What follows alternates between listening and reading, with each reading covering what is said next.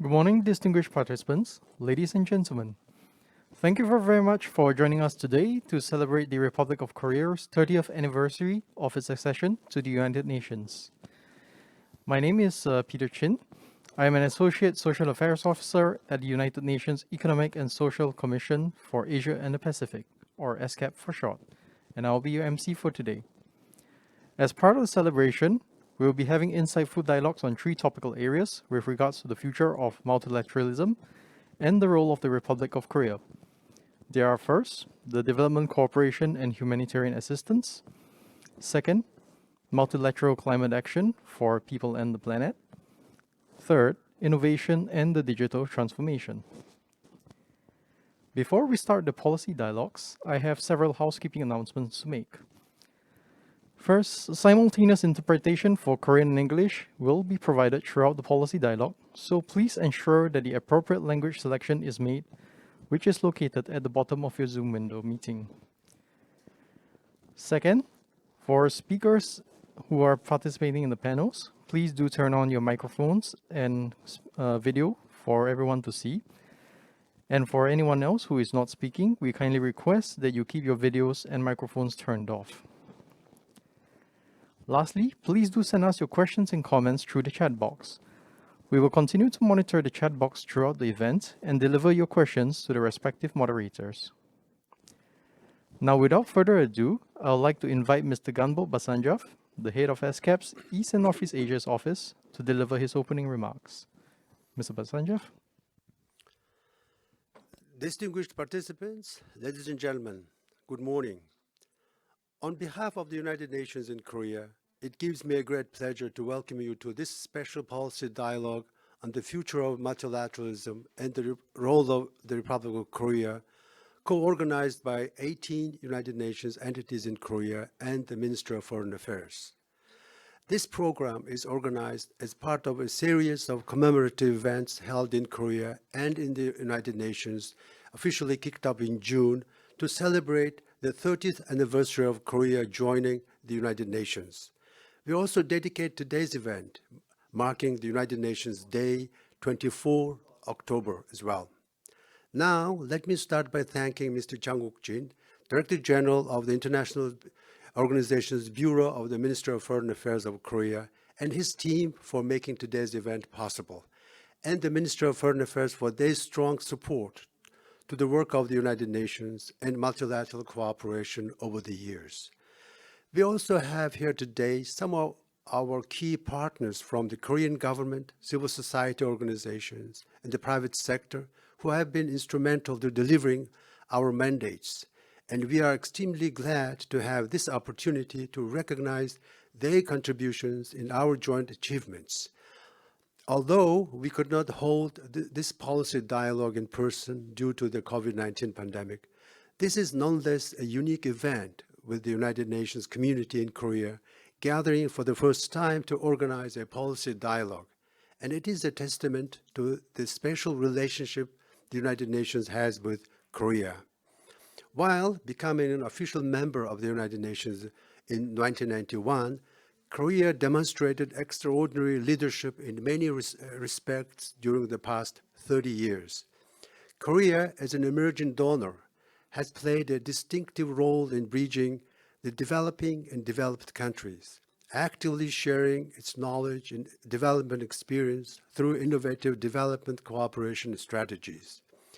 Korea is also currently the 11th largest contributor to the regular budget of the United Nations, 10th largest contributor to the United Nations peacekeeping operations, and produced the 8th Secretary General, Mr. Ban Ki-moon. Under Mr. Ban's stewardship, through an unprecedented and inclusive consultative process, the United Nations member states have developed and adopted the 2030 Agenda for Sustainable Development with 17 Sustainable Development Goals to be achieved by 2030. However, today the world is facing stronger headwinds and unforeseen obstacles in achieving the SDGs than ever before. Progress has been severely hampered by the impacts of COVID-19 And there is growing concern that the uneven distribution of vaccines will hurt the poorest countries and the most vulnerable segments of the population, not to mention slow down the speed of recovery. In addition, as COVID-19 pushed the world into using digital technologies for almost every aspect of human life, including education, millions of people without access to internet are being left behind. In this sense, many donor countries have been redirecting their development cooperation toward supporting healthcare systems and digital transformation. However, traditional donors are also facing pressures domestically to support their own economic recovery and may not be able to step up commitments to meet the growing need for development cooperation in these areas. At the same time, despite the abrupt slowdown in economic activity during the height of COVID-19, the speed of climate change has been accelerating according to a number of reports. As a result, we have been experiencing more severe and frequent natural disasters in recent years. The window for meeting the target of keeping global temperatures rise below 2 degrees Celsius is rapidly closing. In the words of the United Nations Secretary General Antonio Guterres, the climate crisis alarm is ringing at fever pitch, and we must take decisive action now to avoid a climate catastrophe. At this 30-year milestone, we would like to not only celebrate the many achievements of Korea and the United Nations, but more importantly, look ahead and discuss how Korea could contribute to addressing some of these global challenges in the post-COVID era. There will be 3 panel discussions today focusing on development cooperation and humanitarian assistance, multilateral climate action for people in planet, and innovation in digital transformation. The panel discussions will touch on some of the emerging trends and challenges in these areas and policy recommendations for strengthening multilateralism. I look forward to your active participation and fruitful discussions. Thank you. Thank you very much, Mr. Basanjaf.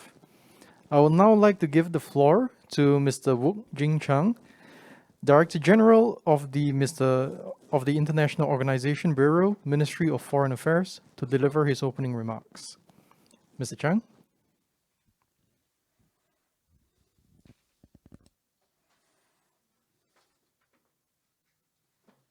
Thank you. Dr. Gangbol Basanjaf, Head of the UN ESCAP Office for East and Northeast Asia, distinguished guests, ladies and gentlemen. First, I'd like to begin by offering my deep appreciation to UN offices in Korea under Dr. Basanjaf's of the leadership for their outstanding efforts and coordination in holding up this meaningful forum. It is my great honor and pleasure to co-organize today's forum, which is to commemorate UN Day, a momentous day when the UN Charter came into force 76 years ago. Moreover, today's event comes at an important moment as it celebrates the South and North Korea's 30th anniversary of UN membership. Our journey to UN membership was not easy, but the joint accession of both Koreas surely set the path for exchange and reconciliation between the two Koreas.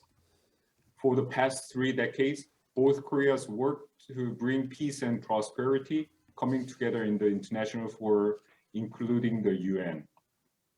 In his speech at the UN General Debate this year, President Moon Jae-in reiterated that peace can be only attained through dialogue and cooperation. Although the dynamics in our region change from time to time, it is important for the international community to continue their interest and support for establishing peace and prosperity on the Korean Peninsula.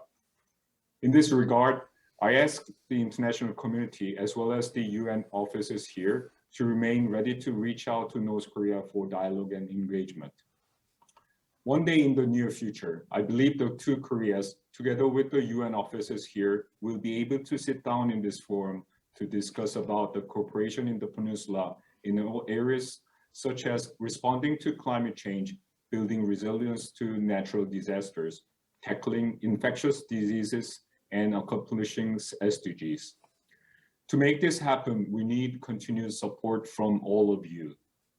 Ladies and gentlemen, although we joined the UN only 30 years ago, our strong partnership with the organization began right after it came into existence 76 years ago.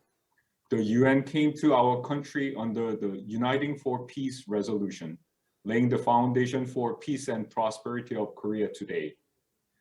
The UN's helping hand was essential for promoting social progress and better standards of life. UN-led assistance was also instrumental for our country to put its economy on track towards growth. Against this backdrop, when we joined the UN in 1991, we were more than ready and willing to become its reliable partner. Now, Korea is an ardent champion of all three pillars of the UN: peace and security, human rights and development. We are the 11th financial contributor to the United Nations and a leading donor for its many programs. Moreover, Korea assumed many leadership positions in the United Nations, including the 8th UN Secretary General, Mr. Ban Ki-moon. Korea also actively addresses thematic issues, including green transition, youth and disarmament, as well as new technologies and human rights. Distinguished guests, Korea's rise as a democratic, peaceful, and prosperous nation would not have been possible without the support of the United Nations. Keeping this in mind, we will contribute ever more to the ideals and principles of UN encapsulates. First, Korea will continue to promote international peace and security in all corners of the world. We will maintain our contributions to UN-led efforts in conflict prevention and peace building. In this context, we are hosting the 4th Peacekeeping Ministerial in Seoul this December. We trust it will be an excellent opportunity to garner international support for building sustainable peace. Second, Korea will join the efforts for building the UN that responds to the needs of the people, the UN that stands at the center for addressing global changes. Fostering the spirit of solidarity, Korea will lead the way for global cooperation. We will also stand together with the UN to promote inclusiveness for reducing inequalities, reaffirming the UN's vision of leaving no one behind. Ladies and gentlemen, we gathered online today to discuss Korea's role in humanitarian assistance, climate action, and digital transformation. They are well in line with the Secretary General's our common agenda report. The forum also brings together all relevant stakeholders and reflects how stronger, inclusive, and networked multilateralism should be envisioned. Thus, I look forward to listening to the valuable inputs of all participants today. Before closing, I have one more piece of news to share. At this very moment, the annual concert for UN Day is taking place in the General Assembly Hall in New York, and it is now live streamed online. I'm proud to announce that it is to commemorate our 30th anniversary with the United Nations. Korea is hosting this year's concert under the theme of Building Back Better, Together for Peace and Prosperity. I can assure that it will be an eye and ear catching performance with classical music as well as K-pop elements. Now, all of you might want to visit the UN Web TV to see how it goes, but we must focus on today's forum first. So, Dr. Basanjaf, I will share the link with you after the forum so that you can share it with all of the other participants.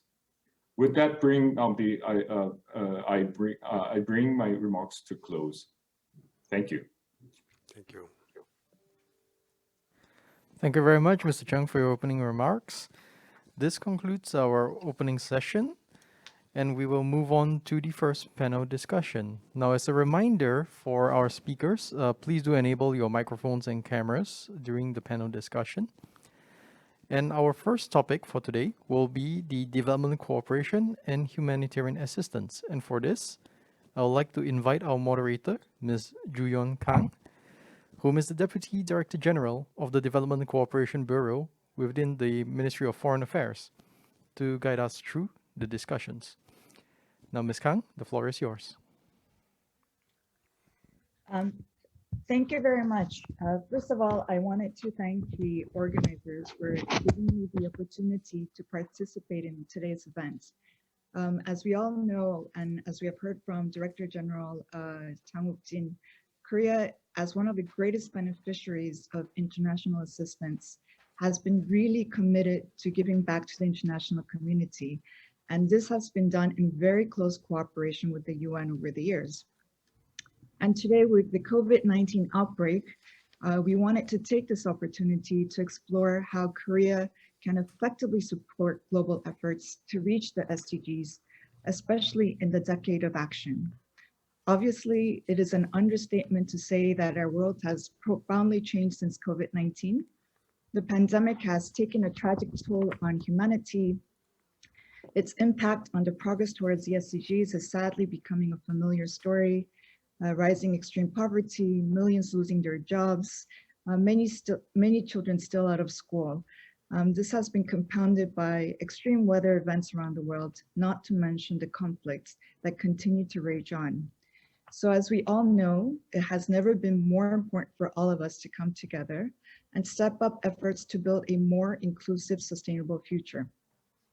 And to this end, an integrated, coherent approach is critical. This is all the more relevant given that many root causes of today's security challenges and crises lies in development.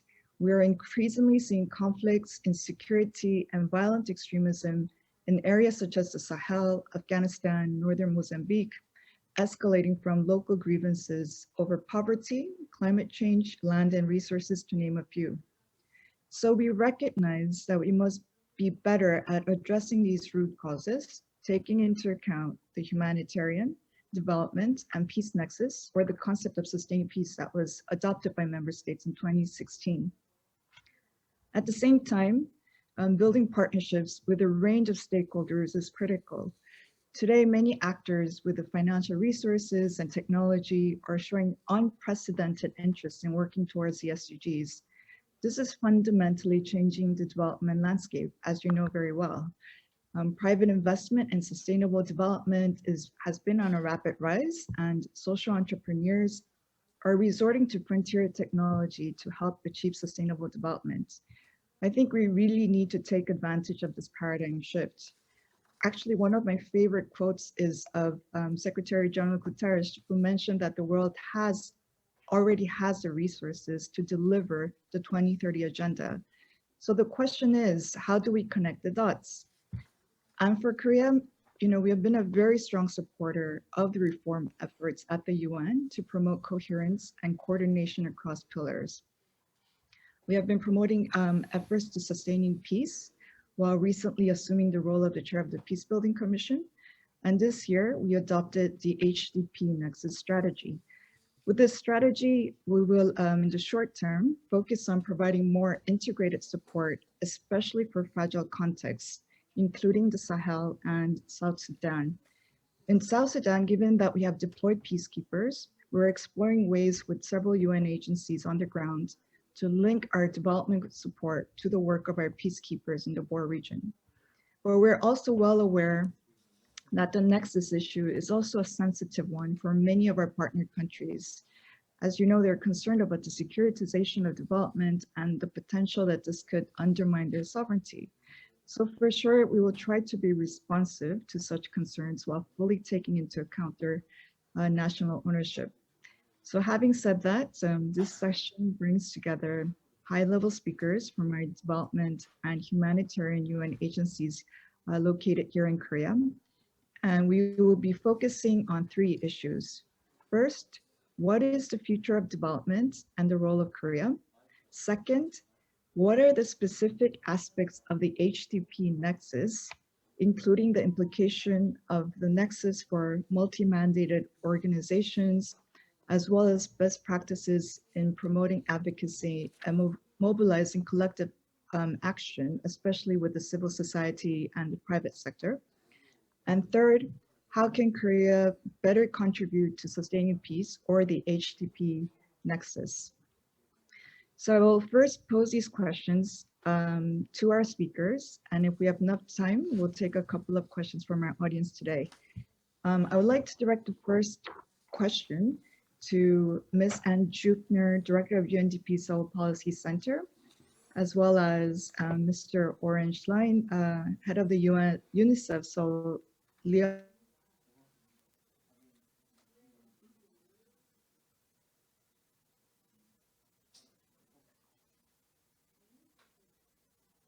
unprecedented impact on all aspects of sustainable development. In your view, how is the international architecture of development cooperation changing? And what are some of the priority areas of collaboration between your agency and the Republic of Korea as we refocus our collective efforts towards achieving the SDGs by 2030? So I would like to first give the floor to Ms. Jukner.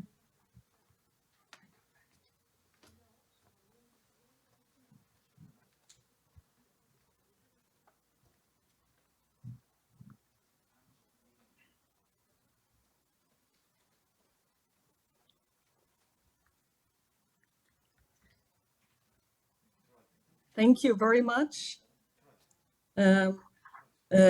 Deputy Director General Kang, esteemed colleagues, honorable guests, it is indeed a great honor to be part of this important event today.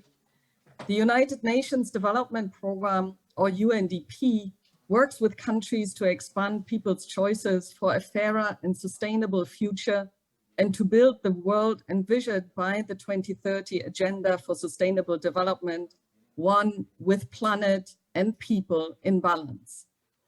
The challenge of reaching this agenda was already great before the COVID pandemic hit, with 1.3 billion people living in multidimensional poverty across 107 developing countries. But the effects of COVID-19 have led to an additional 120 million people living in poverty now, meaning, as Deputy Director General Kang mentioned, that poverty rose for the first time in 2 decades. As such, COVID-19 reminded the world that development challenges are dynamic puzzles of multidimensional risk that require systemic solutions. As long-term drivers of change, like climate change and biodiversity loss, intersect with current trends, risks are compounded and pressure on resources increases. There are estimates to date that up to 132 million people may fall into poverty by 2030 because of climate change. In many countries, these complex development challenges are further aggravated by conflict. Nearly half the global poor live in conflict-affected countries. There were more than 82 million forcibly displaced people by the end of 2020, most of them hosted in developing countries. Conflicts have become more complex and protracted, and increasingly driven by non-traditional security threats like economic stagnation, irregular migration and displacement, environmental degradation, competition for natural resources, or rapid growth in cities. This convergence of development, humanitarian, and peace-building challenges, each issue already complex to solve in itself, has impeded the ability of many countries to even make modest progress on the Sustainable Development Goals. Yet, while COVID-19 has illuminated the challenges already facing the world, it has also demonstrated the scope for choice in addressing them. Multilateral cooperation will be vital here. Humanitarian, development, and peace-building actors alike are thus not only challenged to respond to a more diverse set of challenges in a more agile and anticipatory way, but also to increasingly do so together in more effective partnership with each other. In this context, I would like to answer your first question, by saying that development cooperation actors have gained greater clarity on what we need to do to deliver on the SDGs and where we need to do it. There is growing understanding in societies and politics that a concept of development that excludes the social and the environmental dimensions is incomplete. We are thus clear on what development we need to strive for, one that is inclusive and sustainable in all its dimensions. Moreover, the fact that 193 member states, ranging from high to low income countries, as well as a diverse group of non-state actors have come together and agreed that development is a universal concern to all of them, makes it clear that there is agreement where development needs to happen, namely everywhere, including in middle and high income countries. This approach differs from the historic approach to development, which sought to primarily promote economic growth of low income and least developed countries.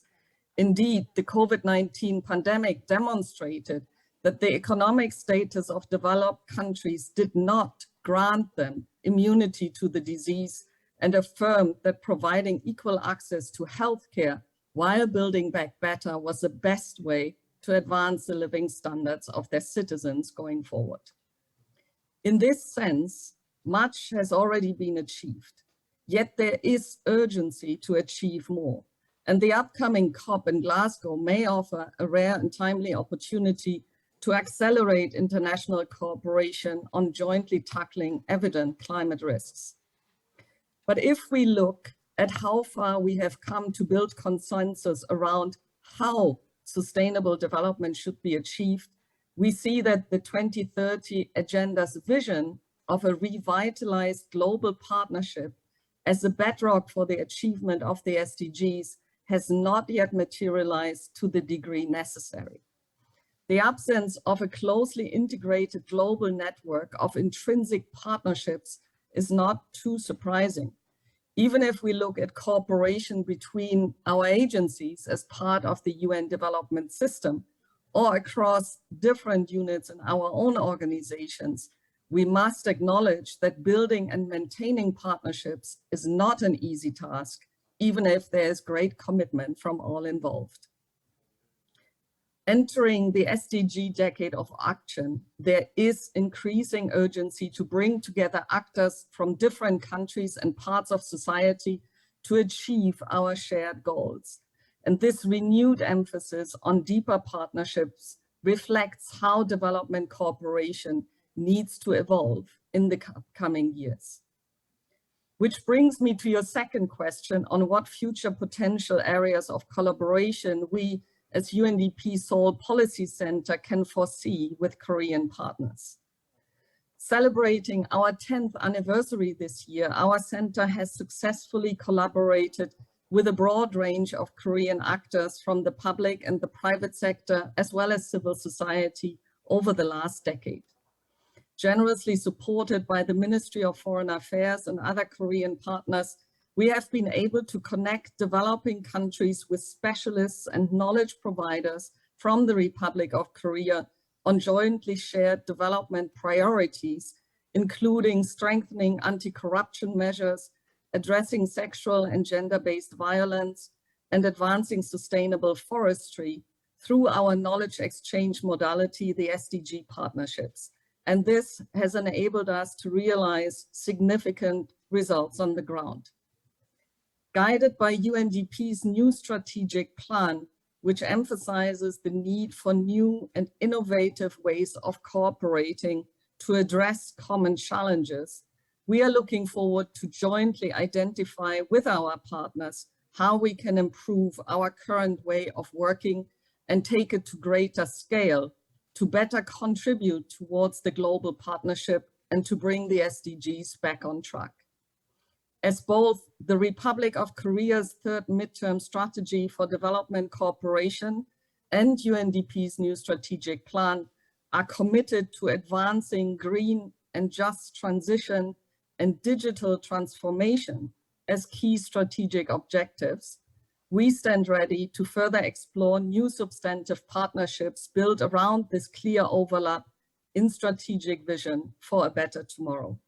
Thank you very much for your attention. Kamsahamnida. Thank you, Ms. Jukner, for your remarks. I would now like to invite Mr. Schlein to speak.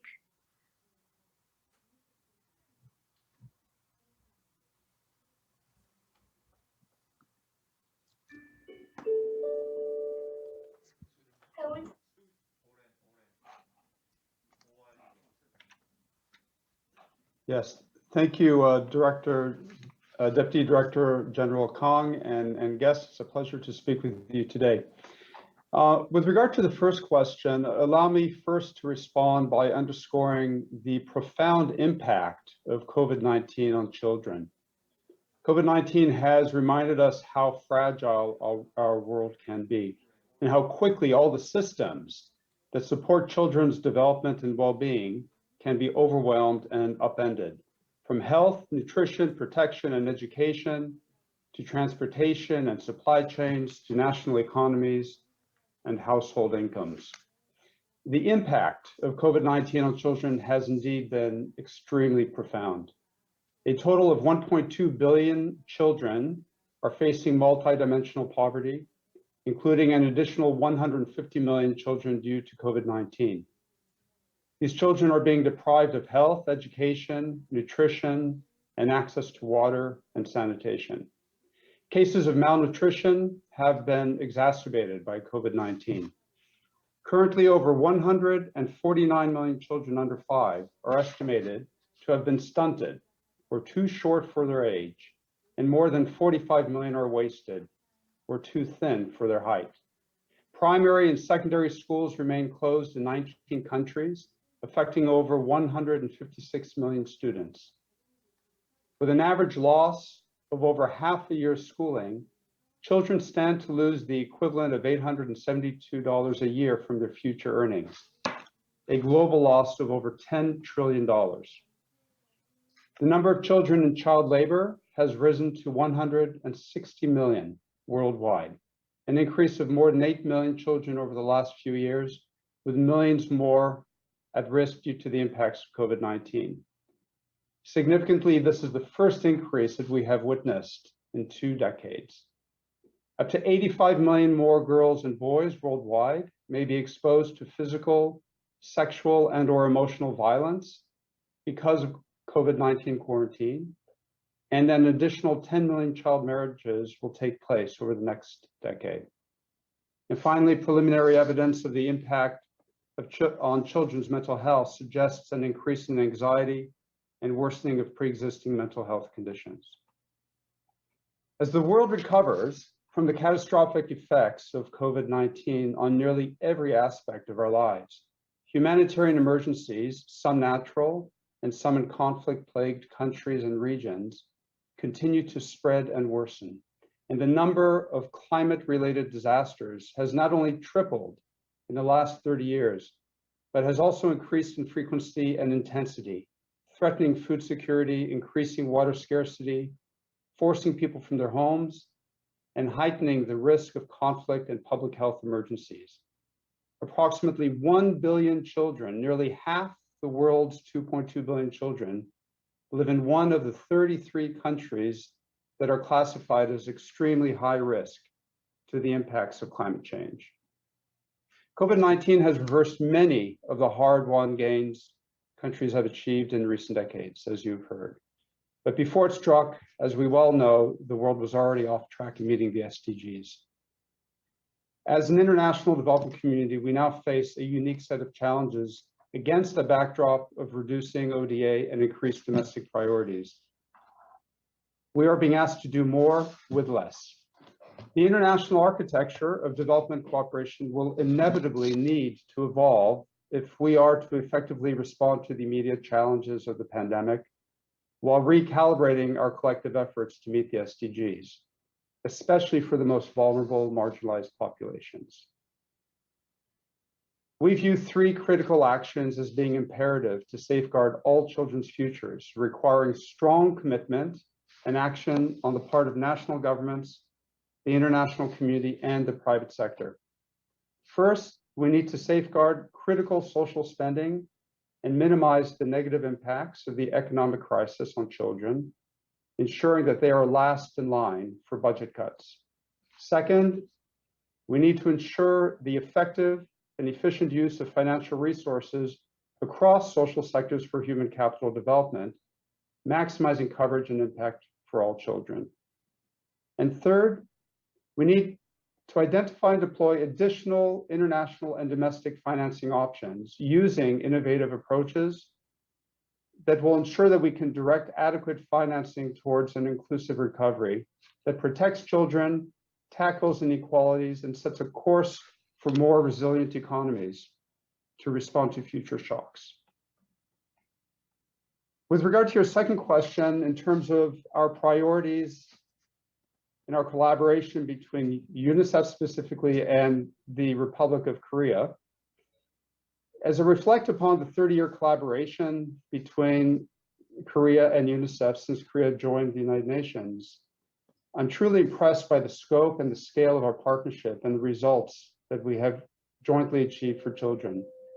Korea's financing, its advocacy, and its technical support over the past 3 decades has been critical to UNICEF's humanitarian and development work, ensuring a continuum of support for children before, during, and after emergencies. Korea has enabled UNICEF to address the needs of vulnerable children and women in a myriad of situations spanning many of the 155 countries and territories where UNICEF has a presence. As we look toward the future, we have a unique opportunity to build upon our successes, to go from strength to strength. First, UNICEF and the Republic of Korea will need to closely align our efforts to ensure that we are delivering results for the greatest numbers of children, especially the most marginalized. We will do so along the humanitarian development continuum, addressing health, education, nutrition, WASH, and protection issues, amongst many others. Second, in terms of financing, we should co-invest our resources as flexibly as possible, as this will maximize the impact of our efforts, while also working together to leverage domestic budgets for child-focused social spending. Next, we should explore innovative finance opportunities, working with the private sector, including businesses, foundations, and philanthropists, with international financial institutions, and with donor and program country governments. And collectively, we need to identify new and significant sources of funding. Such public-private partnerships have the potential of truly transforming the financing landscape and giving us the best opportunity of reaching the SDGs. Next, we will want to explore opportunities for addressing the most pressing problems facing children through a range of innovative tools, programs, and partnerships, engaging a global ecosystem of young problem solvers, public and private sector partners, academia, grassroots organizations, and multilateral institutions. We will also want to continue jointly advocating for the issues facing children, actively engaging with the public and the private sector, with decision makers and with influencers.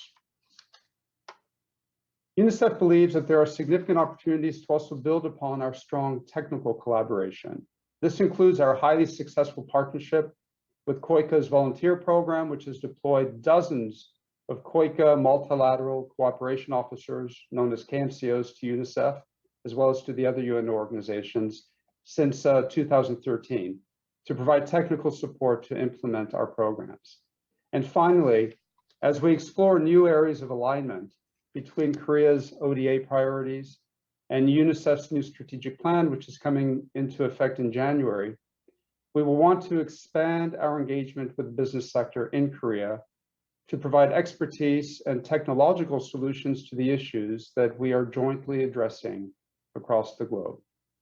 UNICEF is ready to build upon our great collaboration with the Korean government to continue tackling the most intractable development and humanitarian challenges, including those presented by the pandemic, and to find innovative solutions to jointly achieving the SDGs. Thank you very much. 감사합니다.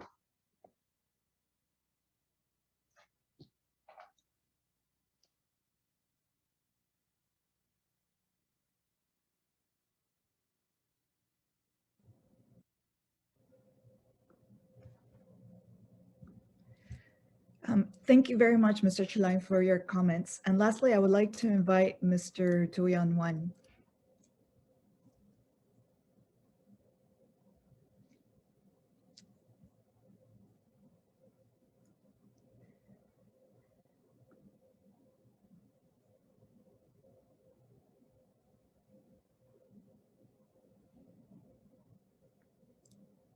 Yes, thank you, Deputy Director General Kang, for giving me the floor. I'm very pleased to be a part of today's discussion. Korea has Korea was a role model in the response to COVID-19, and also Korea is playing an important role in the global response to COVID-19 by ensuring equitable access and distribution of vaccine, and also by supporting the global health system. The role of middle power countries like Korea will only expand in the post-COVID-19 era, as many countries are struggling to meet their ODA targets. And COVID-19 is undoubtedly one of the biggest challenges the international development cooperation has faced. And we could talk about the impact whole day, but one thing I wish to point out when it comes to the impact of COVID-19 is widening inequalities, and the pandemic has widened the inequality between the richer countries who can support its people with social safety nets, and the poor countries that do not have a capacity to do so. The lives of most vulnerable population, including women and girls, are disproportionately affected. Amplified inequalities, making international development cooperation and the role of countries like Korea more important than ever. Please allow me to elaborate on how Korea should position itself in post-COVID era. First thing I wish to highlight is Korea should sharpen its focus on multilateralism and further strengthen its engagement with the UN. Some people say COVID-19 eroded faith in multilateralism.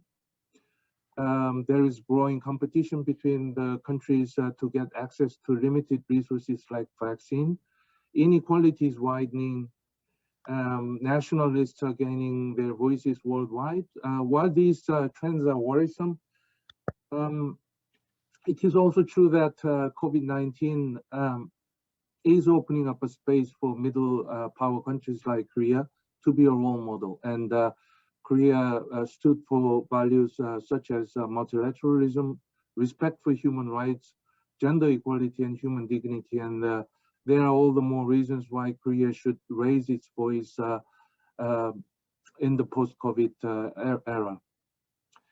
Second thing I wish to highlight is in the post-COVID era, Korea is well positioned to demonstrate its leadership to support the capacity building of developing countries. When the developing countries are looking, what developing countries are looking for in the partnership with Korea is to learn from Korea's development experience. It is not the fish itself they want to get from Korea, but they want to learn how to catch fish like Korea did. And with the success in the COVID-19 response, developing countries want to learn from Korea all the more. And as Korea has lived the memory of colonization, poverty, and life without peace, Korea understands the countries who are facing similar kind of challenges. And also, Korea has a very strong cultural and social assets that makes Korea even more popular among the developing countries. Cultural assets like BTS and other Korean culture could play an important role in strengthening Korea's leadership to bring global community together. Lastly, I wish to highlight innovation. Post-COVID era is an era of uncertainties. Bold, innovative solutions that build on the strategic public-private partnerships can stand the test of time of global uncertainties and complex megatrends. And one of the biggest strengths that Korea has is it's a strong private sector represented by its IT sector. Civil society who are eager to contribute to global response to the new challenges. UNFPA is ready to work with Korean government in this regard. I will stop here. Thank you for listening. Thank you very much, Mr. Won. As much as I would like to respond to all of your helpful comments, I think it would take hours, so I'm very conscious of the time. For now, I would like to direct the next question to Mr. Steve Hamilton, Chief of Mission of IOM, and Mr. James Lynch, representative of UNHCR. So the question is, with the UN Secretary General's call for networked multilateralism, there is growing efforts to engage with various development actors, including the civil society and the private sector. How does your agency work with these different actors? And what are some ways to improve collaboration in the field? So first, I would like to give the floor to Mr. Hamilton.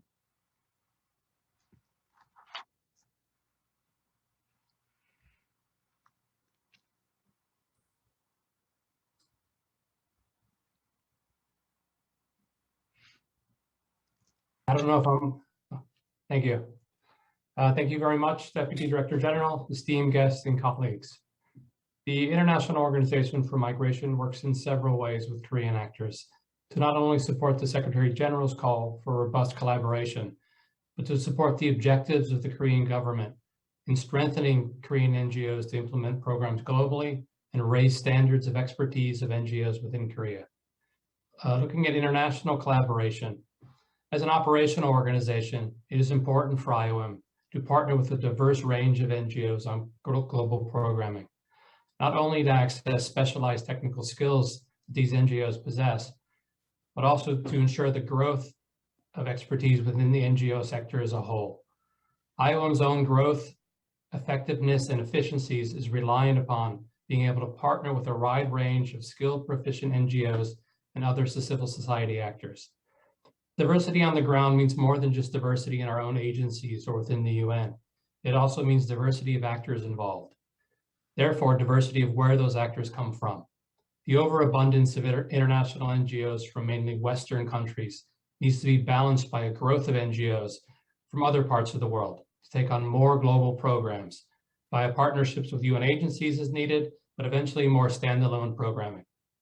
As an example, IOM is working on several global collaborations with Korean NGOs, such as Good Neighbors International, ReHope, and Save the Children Korea.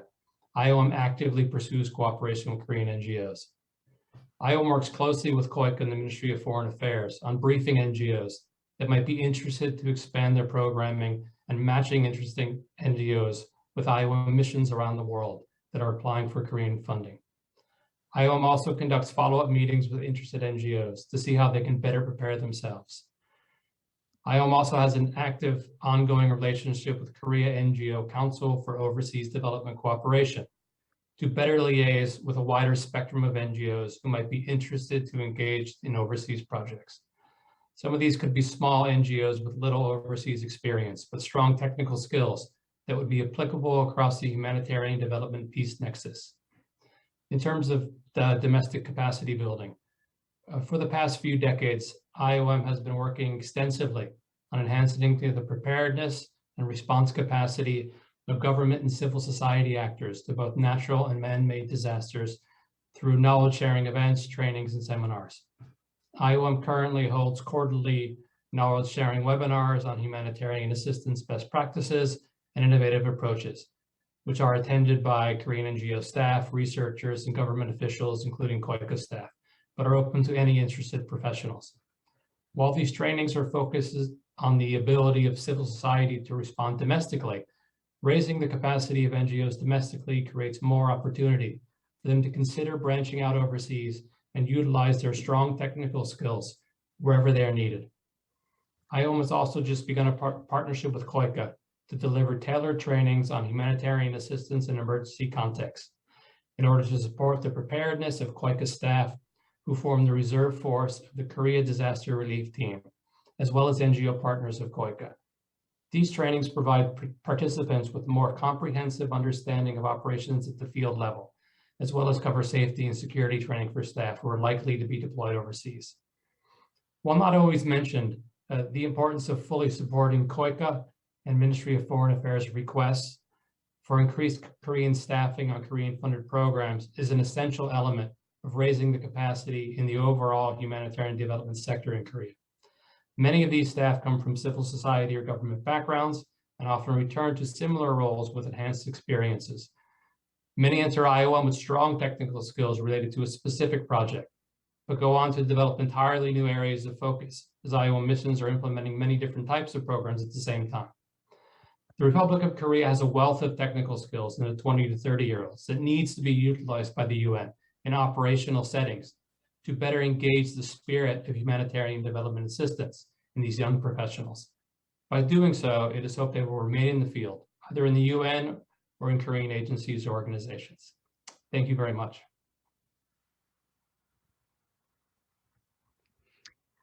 Thank you very much, Mr. Hamilton, for your comments. I would now like to give the floor to Mr. Lynch.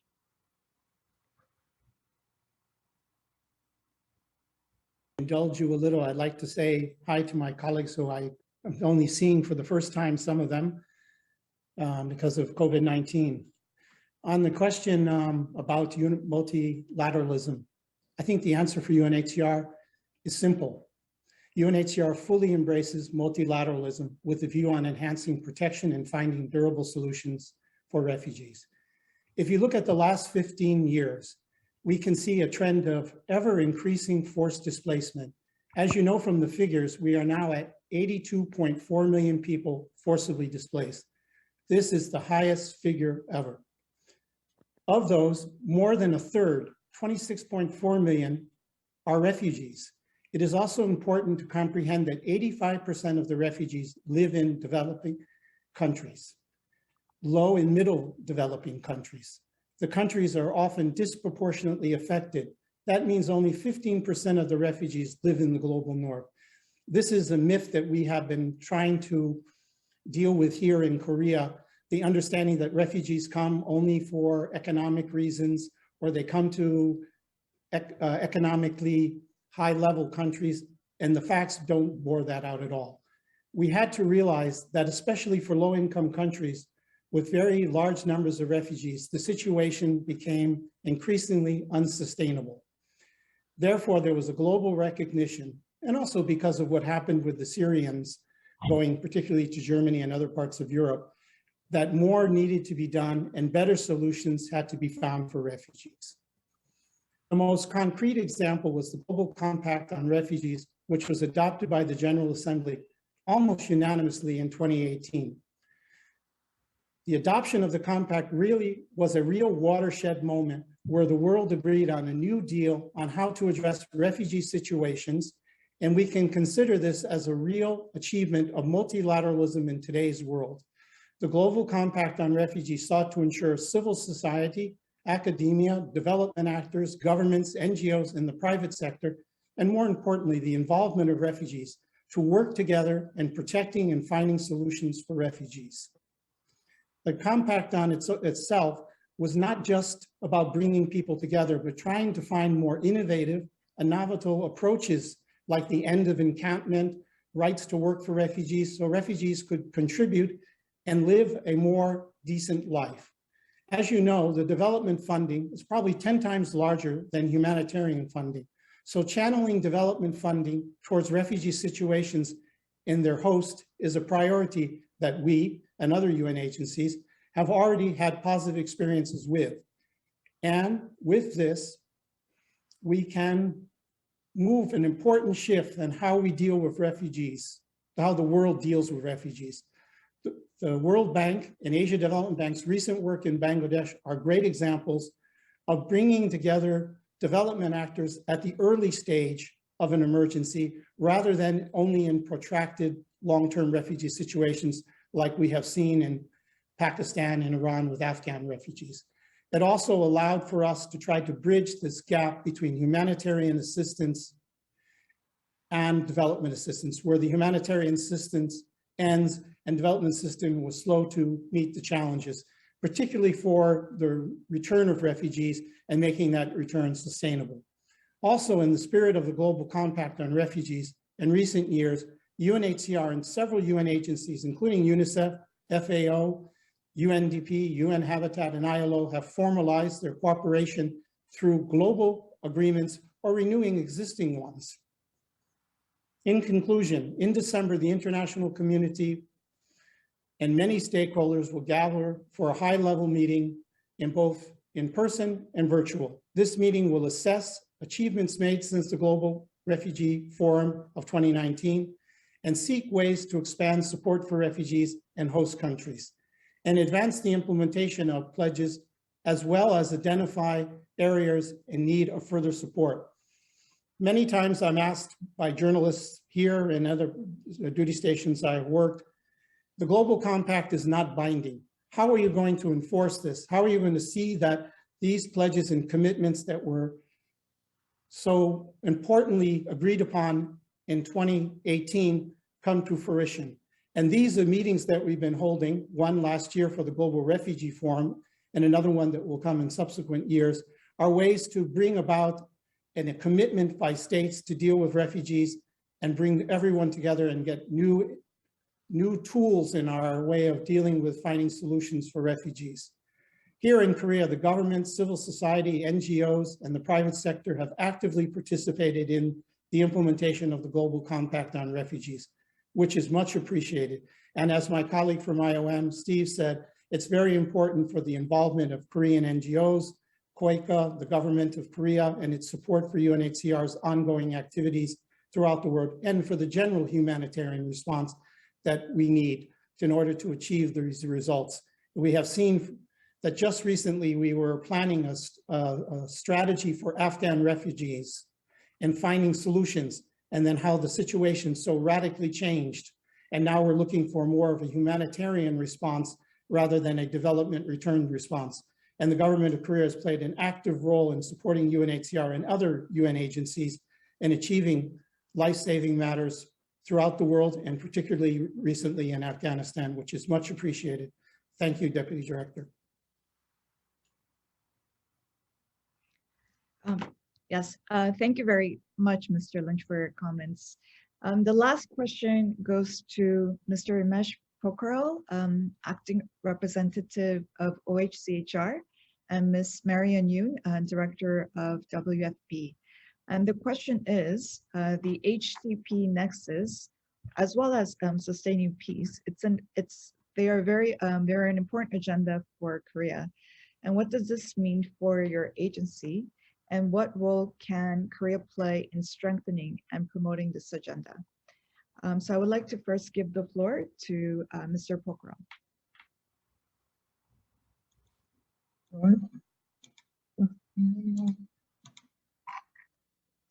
Thank you, Deputy Director General, Ms. Kang. Annyeonghaseyo, everyone. I'm pleased to participate in this event celebrating the 30th anniversary of the Republic of Korea joining the United Nations. Let me give you a quick introduction to our office. Our office in Seoul was established in 2015 in June to monitor and document human rights situation in the Democratic People's Republic of Korea, maintain visibility of the human rights situation, and enhance engagement with governments and other stakeholders. So we primarily focus on the DPRK human rights issues. Given that we are physically based in Seoul and DPRK human rights is a priority for the Republic of Korea, we engage very closely with the ROK government on DPRK human rights issues. I take this opportunity to extend my appreciation for the ROK's support to our office. Since the World Humanitarian Summit in 2016, the UN has increasingly focused on the nexus between the humanitarian development and peace sectors to provide a more cohesive approach in crisis settings. The nexus has allowed bringing synergies and complementarity by providing immediate humanitarian needs in times of crisis, and at the meantime, by addressing the root causes of recurrent crisis, building resilience, strengthening systems, and making development assistance more efficient and effective. The UN Secretary General's recent call to action for human rights also emphasizes the centrality of human rights in achieving sustainable development goals, as well as in addressing conflict and during the time of crisis. COVID-19 has been an unprecedented global crisis with far-reaching consequences for our economic, social, and political lives. As the UN High Commissioner for Human Rights has stated, COVID-19 has exposed and accelerated numerous human rights gaps, such as in access to justice, health, education, and social protections. While the pandemic has been devastating for all of us, it has also presented an opportunity for the world to bring profound legal and institutional reforms to tackle underlying social and economic issues and a recovery that is anchored in human rights. The Humanitarian Development Peace Nexus can provide a framework for addressing both the urgent healthcare needs and the long-standing vulnerabilities necessary for sustainable recovery and building back better. Last month, our office in Seoul published a discussion paper on the implication of the right to development for the Democratic People's Republic of Korea and other member states. The paper highlighted the interlinkages between violations of civil, political, economic, social, and cultural rights, and how development, peace, and security can be attained in just and sustainable manner through the realization of all fundamental rights. In the context of DPRK, we recommended that the Humanitarian Development Peace Nexus can be explored to address the protected humanitarian situation, to support the right to an adequate standard of living, and to promote peace and security on the Korean Peninsula. Currently in the DPRK, due to the sanctions regime, UN agencies and humanitarian organizations are only allowed to undertake humanitarian work. The UN Secretary General and the UN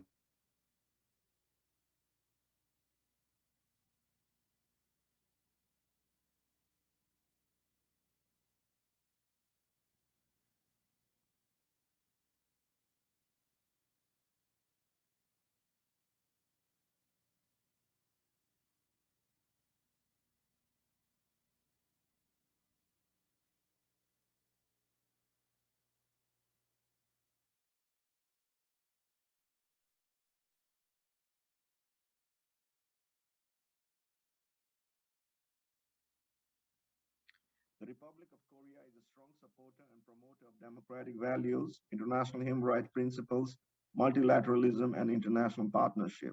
It also has a history of democratization and economic development, which provides the ROK a unique advantage to play a leadership role in promoting democracy and human rights and addressing severe human rights and humanitarian crisis in the region, which is necessary now. The ROK is also one of the biggest providers of development assistance. It has been providing support to achieve sustainable development goals, addressing humanitarian crisis, and strengthening human rights protections. Recovery from the COVID-19 crisis will remain a priority for both donors and receiving countries in the coming years. As an important donor and active UN member, the Humanitarian Development Nexus can provide a framework for the ROK's engagement for sustainable and human rights-centered recovery from COVID-19. Vaccine supports and addressing urgent healthcare needs needs to be prioritized to bridge the current vaccine gap between the developed and developing nations. However, it is equally important that the ROK focuses development assistance and its leadership positions towards addressing long-standing vulnerabilities, including by supporting the social security net for vulnerable populations, protecting jobs, reducing inequalities, bridging the digital divide, and supporting economic recovery. Strengthening the rule of law, prevention, early warning, accountability, good governance, democracy, and protection of human rights and fundamental freedoms is equally important. I thank the MFA and ASCA for coordinating this event. I look forward to hearing from you all. Kamsahamnida.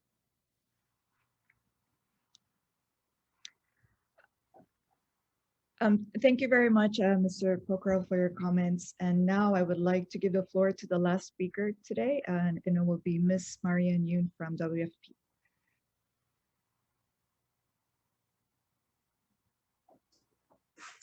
Thank you very much, Deputy Director General, and good morning to all the participants.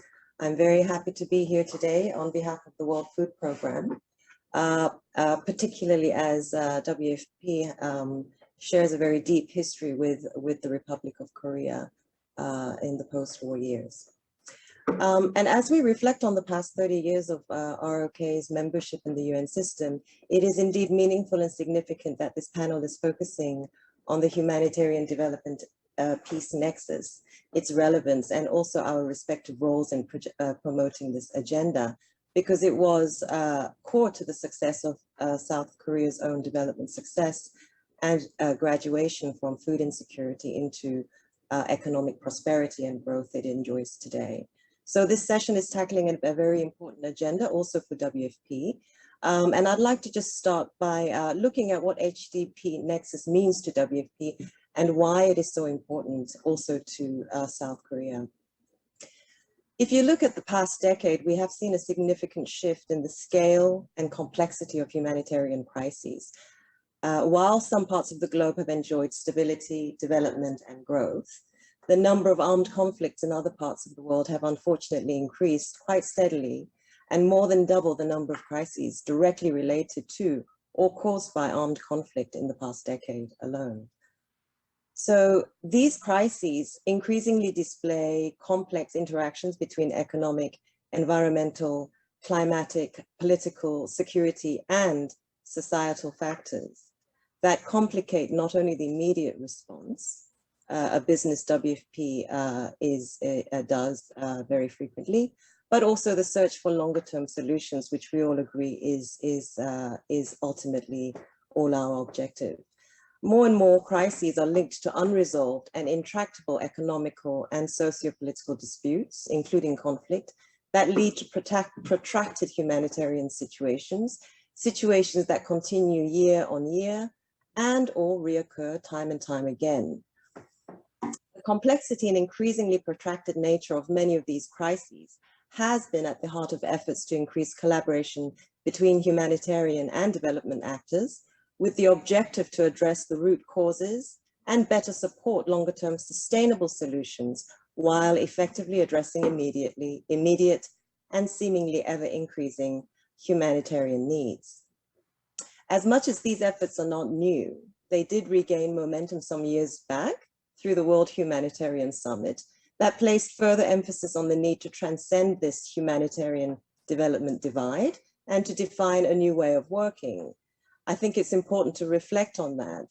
And this thought was reflected in the Grand Bargain work stream on the humanitarian development nexus and builds on the longer term vision of the 2030 Sustainable Development Agenda of leaving no one behind. The drive to link humanitarian development and peace actors and action is therefore based on the assumption that development and peace are intrinsically interlinked, and that humanitarian interventions can and must contribute to outcomes in both these areas. And the Republic of Korea, as now a major global donor, has indeed subscribed very explicitly to this agenda across its ODA. So one may ask, what does WFP, the World Food Programme, have to do with peace? A large proportion of WFP's operation has for many years been implemented in complex settings involving some form of conflict. Conflict is actually the leading cause of hunger and possibly the biggest challenge to achieving SDG 2, as well as most other SDGs.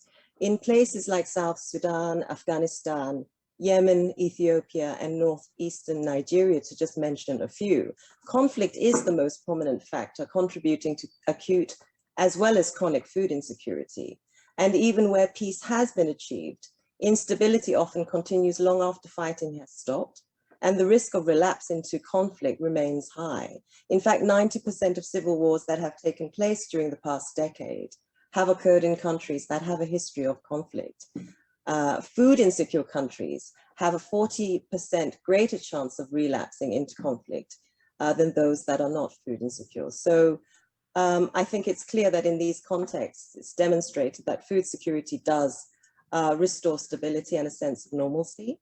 Food is therefore a pathway to peace, food security a condition to peace, because stable food systems are central for achieving and maintaining stability and service delivery that can help foster legitimacy for the state and play a key role in addressing grievances that may contribute to further instability. Recognizing this contribution to peace building, particularly in fragile and conflict-affected contexts, the Nobel Peace Prize was awarded to the World Food Programme last year. Perhaps I could just quickly jump ahead to then, in this context, where do we in WFP see the role of the Republic of Korea? As mentioned, the nexus is at the core of ROK's own success. The Republic of Korea recognizes the very close link between hunger and conflict and supports the World Food Programme and our peace building policy that was approved in 2013, both as a donor and a member of our executive board.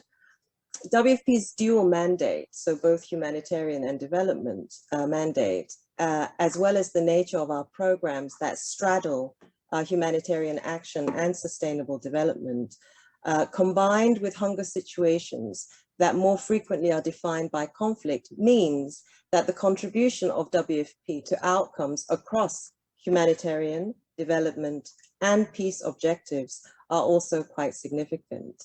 WFP does have a clear role to play in ensuring that both humanitarian and development action is lined up and strategic. Many of our programs actually transcend these two pillars already.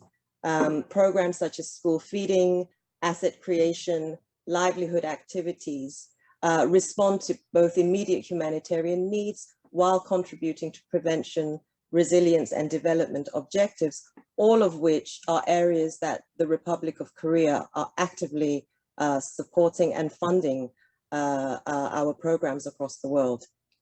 Similarly, our capacity strengthening work with national counterparts intersect with initiatives and goals within the development sphere.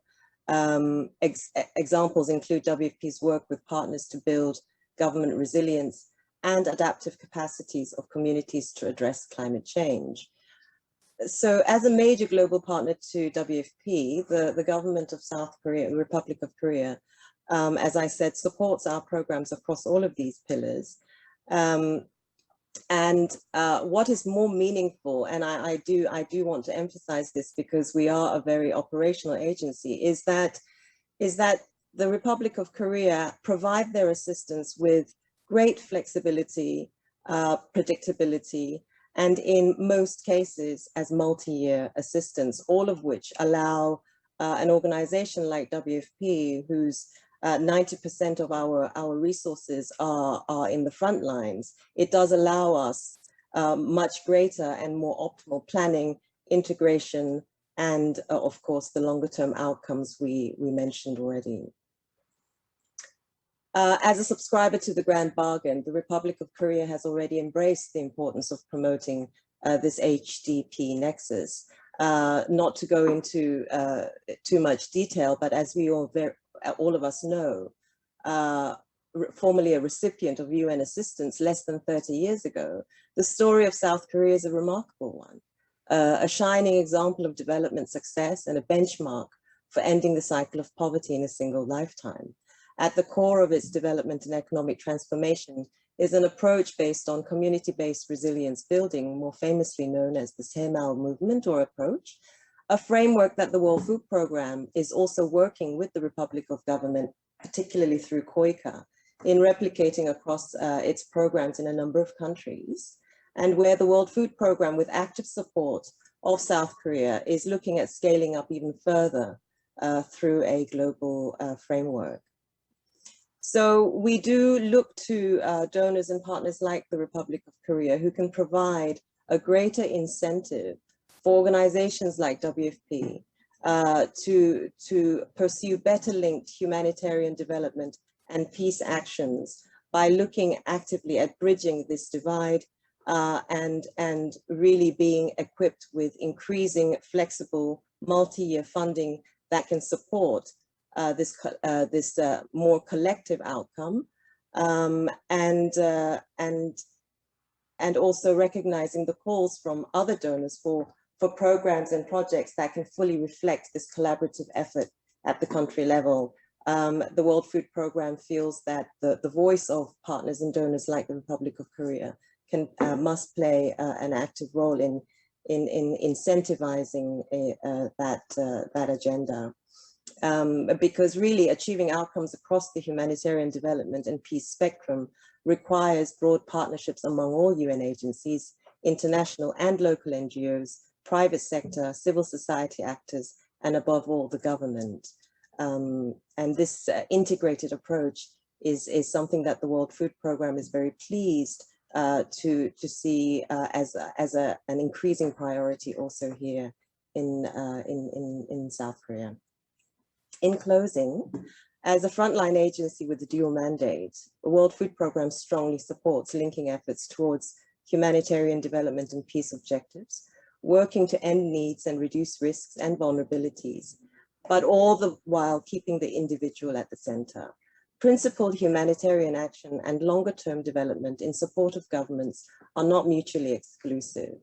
Action across the humanitarian development and peace spectrum are mutually reinforcing. And therefore, WFP stands ready to continue working with and supporting and receiving the support of Republic of Korea as we collectively work towards the SDGs by mobilizing a broader systems approach, seeing greater coherence across all our programs and actions across the triple nexus in a way that can effectively reach those furthest behind. Thank you very much. Yes, thank you very much, Ms. Yoon, for those very constructive comments. I think we have approximately 20 minutes left for the Q&A session. The organizers have forwarded me around 4 questions. So let me first read the questions, and then I would like to have each of the speakers I'll give the speakers an opportunity to respond to any of the questions. So the first question is, this was directed to UNDP, but I think any of the agencies could answer. And that is, how can Korea contribute to South-South cooperation? The next question is, what are some ways Korean youth could contribute to development cooperation and humanitarian assistance? The third question is, what are the impacts of COVID-19 to the children's education, particularly in developing countries, and what are the solutions? The next question is, how is humanitarian aid to North Korea being monitored to make sure they're reaching the target groups given the current border closures due to COVID-19? And the last question is, the Republic of Korea has been supporting Afghanistan in the last 2 decades. What are the joint UN action towards prevention of humanitarian disaster in Afghanistan in terms of food shortage, shelter, internally displaced, and the several thousand people on the Iranian borders or on the way to Turkey? It's a difficult question, but I will give the opportunity to the speakers to answer these questions. So why don't we go in the order of that we spoke this morning. So first it will be Ms. Druper.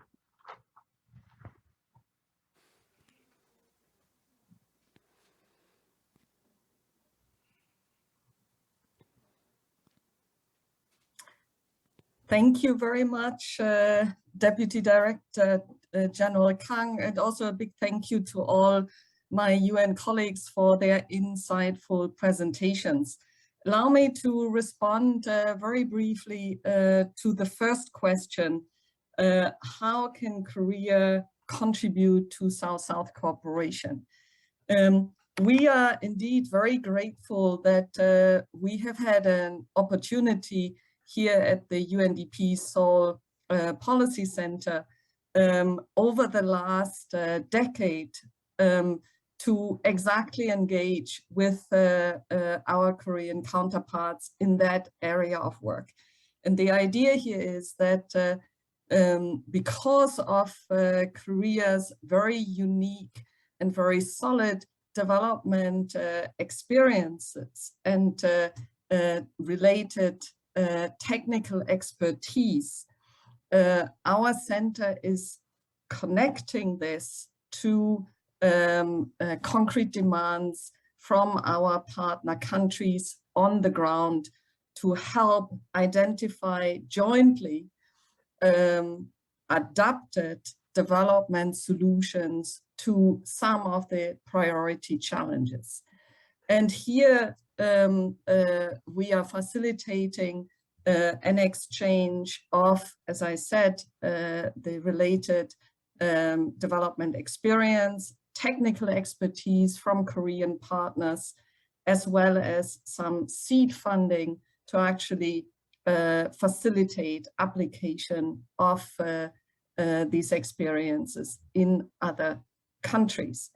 The Korean experience here is really an entry point to discuss more broadly these experiences, grounded into the realities in the other countries, and jointly find workable, adaptable solutions to problems that might have been evolved. In addition to that, we are bringing in UNDP's much wider network of expertise on particular very concrete issues. Let me take the example of our joint work with the Anti-Corruption Commission in Korea on anti-corruption issues. And it's very, very important to have this discussion not only facilitated by UNDP as part of the UN development system, but it is so much more credible when it is being, when these discussions are led by the Korean government as a fellow government who has successfully been able to tackle these challenges themselves. We are bringing in UNDP's Global Policy Network and have facilitated events in person and virtually to really help share this experience with many other countries, and in the process co-create new knowledge that is relevant and of interest to other countries. I will leave it at that for now. Thank you. Thank you very much, Jubner. And now, I would like to give the floor to Mr. Schlein from UNICEF.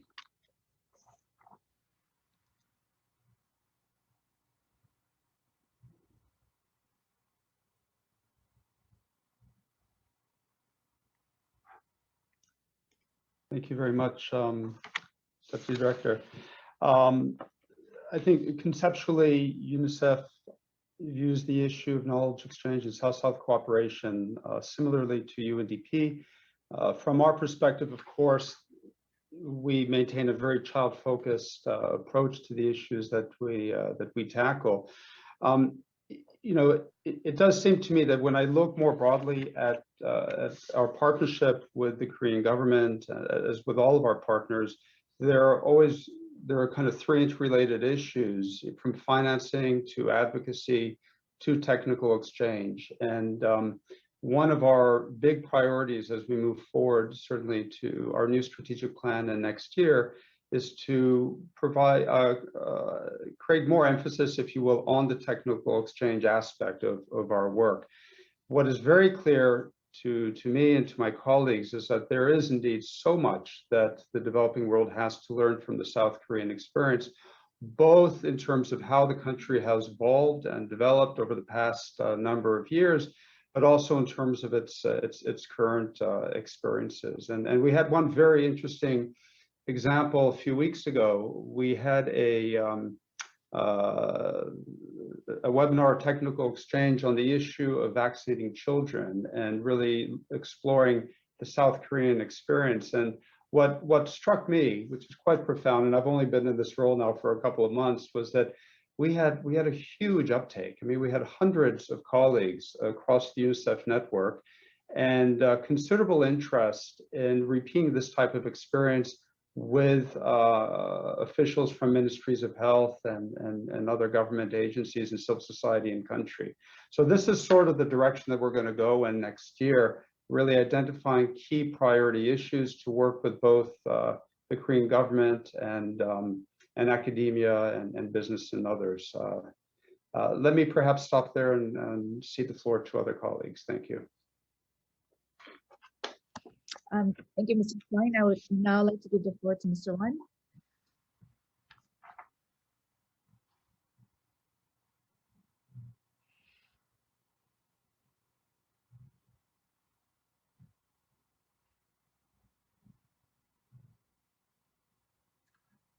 Yes, thank you. Thank you for the questions, and thank you for giving me the floor.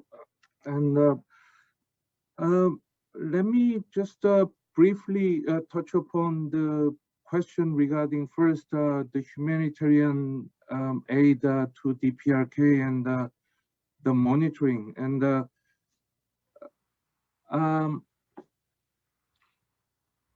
the monitoring system is in place, and the UNFPA is present in DPRK, and UNFPA is developing an innovative monitoring system tailored to the situation. And UNFPA DPRK plans to have access to data for monitoring and through regular interaction with the DPRK. And the humanitarian data is provided through these regular interactions, and there is ongoing monitoring in place. As for the situation in Afghanistan, I wish to emphasize that UNFPA, together with the other agencies, are present in Afghanistan, operating together. So some of the important health facilities and shelters are still in place, operating. So UN agencies are working very closely together to deal with the humanitarian situation in Afghanistan. And lastly, as for the youth participation, UNFPA is providing a lot of opportunities for the students and young people all around the world to take part in various opportunities. For example, UNFPA is hosting demographic resilience student conference on November 19th and 20th in Belarus, and actually we are trying to invite as many Korean students as possible in that event. And so there are a lot of international meetings where youth can take part, and also UNFPA is trying to provide opportunities for Korean students and young people to co-lead innovative work to accelerate achievement of SDGs. So there is a lot going on, and I'll be happy to provide additional information. I'll stop here. Thank you. Thank you very much, Mr. Wan. I think we haven't really mentioned and talked much about the youth, but it is also a priority for our government to engage with the youth, given that they're playing a very proactive role in advancing the SDGs nowadays. Now I would like to give the floor to Mr. Hamilton from IOM.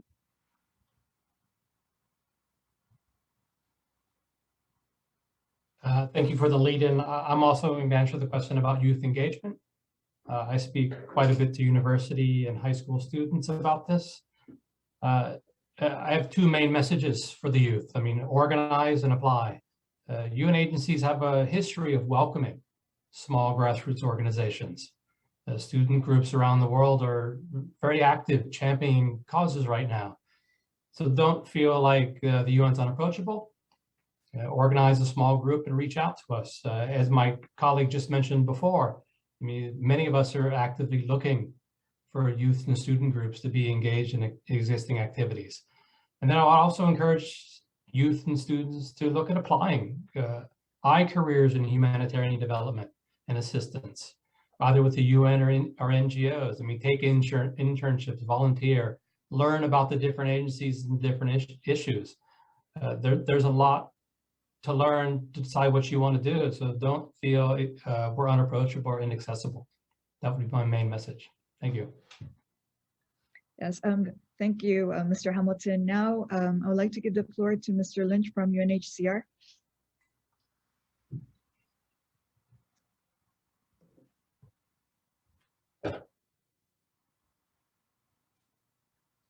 I would like to address the questions related to Afghanistan the best that I can. I think before the Taliban took over power, there were already several million IDPs that UNHCR and other UN agencies and NGOs were assisting. I think since the Taliban took over, there's been about 630,000 new IDPs. And that's why the call has gone out that we need humanitarian assistance for meeting the needs of these displaced, along with those who were priorly displaced, so we can avoid a flow, as was mentioned in the question of what about those people who are trying to go to Iran was mentioned, Turkey was mentioned, also Pakistan has been, Tajikistan have been some of the places where there has been small number of people trying to cross the border. Some have been allowed entry. I mean, we're looking at a country like Pakistan, which has for 40 years hosted millions of Afghans and presently has several million Afghans on the territory. And the largest displacement of Afghans, the two countries involved are Pakistan lead and then Iran. So we've been trying very much to contain the issue in Afghanistan and not to have a humanitarian refugee outflow. And that's why we have appealed collectively the UN system, along with our partners, NGOs, to try to deal with the problem that exists in Afghanistan before it becomes a humanitarian crisis. Now on the question, UNHCR is a non-political organization. I think with the question about how do we deal with the Taliban, I think we try to take a principled approach, but also being practical and trying to see through our partners that we can give assistance to those in need. Maybe I'll stop there. Yes, thank you very much, Mr. Lynch. Again, I could speak hours about the situation in Afghanistan, but given the time limit, I'll now give the floor to Mr. Pocarello from OHCHR. All right, thank you. I will touch upon the questions on North Korea, since our office focuses on North Korea. As we all know, since last year, the North Korea has imposed a very strict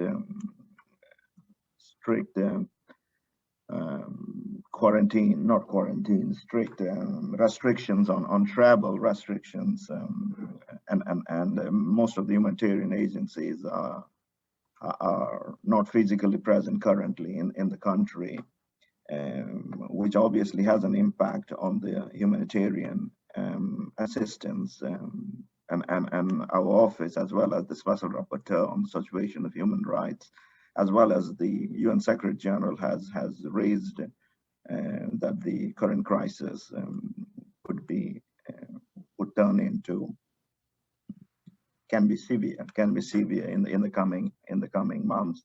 So what we have basically urged the DPRK to look into to reconsider the current COVID-19 restriction and see the possibility of allowing the humanitarian agencies back into the country to provide necessary humanitarian support. So that has been the case, but in terms of monitoring, since we're not present, I wouldn't get into that, but our office has been particularly pushing the DPRK government to allow humanitarian agencies back into the country and to reassess its strict COVID-19 restrictions. On the South-South partnership, one of the general comments or narratives that we often hear is that economic development, democratizations, and human rights cannot go hand in hand. South Korea actually gives a good example which would counter that argument. And from the ROK perspective, I think given that many countries in the region is sliding back on democratization, democratic values, fundamental freedoms, I think it's important that ROK can play a leadership role in issues like rule of law, human rights, and reducing inequalities in the region. I'd stop it there. Yes, thank you very much, Mr. Pokral. And now I'd like to give the floor to the last speaker, Ms. Yoon from WFP.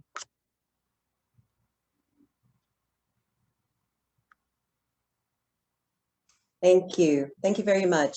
I think my colleagues have really, touched on all of the questions that were raised. Maybe if I could just add just a couple of points to some of the questions. On the South-South cooperation, I mean, I think with South Korea's ascension and really its growing leadership when it comes to innovation, technology, climate solutions, smart agriculture, I mean, the list goes on. And I think the more we collectively look at mainstreaming capacity building and capacity strengthening activities in everything that we do in our developing countries is crucial. And that really is the approach that the World Food Programme is taking on. We try to have a capacity strengthening a component in everything that we do. When it comes to youth, in addition to the various programs that I think are, there are a number of different programs that really target the youth and promote opportunities for youth in the Republic of Korea to join the United Nations system, the JPO being one of them, and a number of other programs that my colleagues have mentioned. I think there are also opportunities within specific agencies and some specific to offices like the ones that we have here in Seoul, where through universities we do have quite interesting internship opportunities as well, volunteer programs. So I do echo my colleague who mentioned from IOM, who mentioned that folks who are interested should really just reach out and try and get as much information as possible. And we also do our best to try and get those resources out as well. One thing I'd like to mention about the COVID-19 impact on education, in addition to education, obviously the closure of schools has impacted those kids from vulnerable families who also access nutritious meals through the school feeding programs that were halted due to closure of schools. And so I do think that the impact of COVID in the education sector is one thing. I think it remains a big concern as we try to return to life with COVID, to make sure that not only is that safe and it can regain access to education for these children, but we also need to make sure that we are also meeting their food security and nutrition needs as well. And then last but not least, on the question around DPRK, the World Food Programme has an operation in DPRK, but without access for our international staff in country, WFP, like in many other countries, have resorted to remote monitoring systems. And so monitoring activities do and have continued on the ground despite some of these restrictive challenges. Thank you very much. Thank you very much, Ms. Yoon. We have run out of time, but I don't think I could close the session by thanking you all for those very insightful presentations. and the constructive comments. Personally, and I'm sure to my colleagues as well, it has helped me to understand what are the priorities of the UN agencies working in Korea. We'll definitely take them into account and follow up with all of you later. So again, thank you very much.